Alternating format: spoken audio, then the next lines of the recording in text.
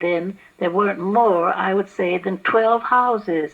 And the beach was just one wide, beautiful white sand beach. Not a house, not a tent, nothing was allowed to be built on the sand in those days.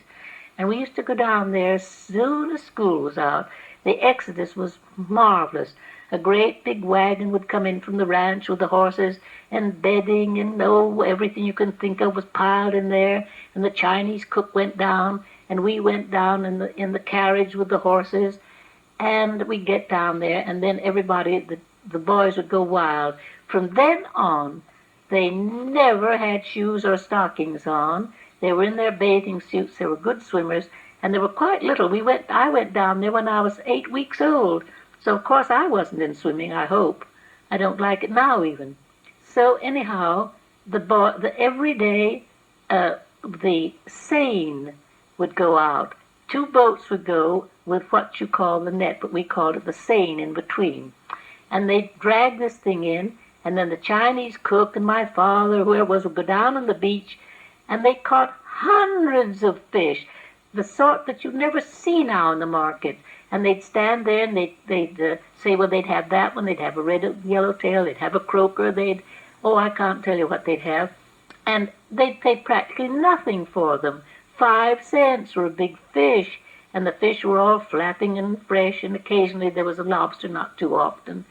And then we had a dog, and the dog's name was Jack. He was black. He was a mongrel, but he was loving. He was Pembroke's dog, and he never left Pembroke. Well, Pembroke was quite a little boy when we first started going down there, and he liked paddling in the ocean and going and swimming.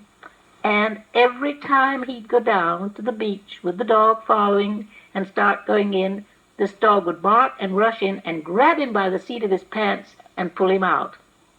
Well, that didn't please him very much, but he had to put up with it. And every year, from the time I was born, the first summer I was born, and I was born on the 3rd of July, until I went away east, was I there for 3 months. And we had the best times, I think, of our entire lives in that place at Santa Monica.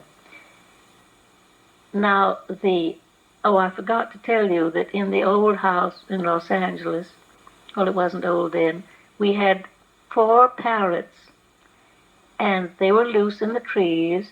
My mother cut one of their wings to keep them from flying away, and they'd come down when they wanted their meals, but they all talked and chattered. But one of them could imitate my mother's voice, and as a well, Pembroke was not more than 6 or 7 then, he'd be playing down by the Sankey, and my mother would go to a back window upstairs and call, "Pembroke," and he'd say, "Yes, ma'am." I must tell you that in those days we said "yes, ma'am" and "no, sir." "Yes, ma'am," and he'd come running up, and my mother would tell him what she wanted him to do. But the parrot learned to call him, and this parrot Blackie would sit in the top of the tree out there and call, "Pembroke," and he'd come running up the hill, "Yes, ma'am," until he found out it was the parrot, and he was madder than a hatter. Now, I always had a kind of I guess, motherly feeling towards him, and when we went to Miss Hoyt's school at the ages of, I guess 5 and 6, maybe less, I always felt I had to look after him. I was responsible, and believe it or not, I was a very shy child. I was frightened of everything. Well, this one day at school, Miss Hoyt promptly said she'd wanted to know if any of the children could recite little poems. And of course, Mr. Show-Off was the first one. He knew a poem. I must tell you, he lisped very much in those days because he'd had several falls downstairs and things, and his front teeth had been knocked out. He knew a nice little poem, So Miss Hoyt said, would he recite it? And he stood up, and I must tell you, all of these people with that kindergarten now, many of them are still alive, although we're all pretty old and decrepit, but we're still alive. And we've always been friends all these many years. But he stood up, and this is the poem. As I was going to the lake, I met a little rattlesnake. He ate so much jelly cake, it made his little belly ache. Now that was too much for me. I burst into tears, and I was told to go home. So I took him home and informed my mother I would never go back to that school again. I was disgraced. He said belly in front of everybody. Belly, fancy saying that.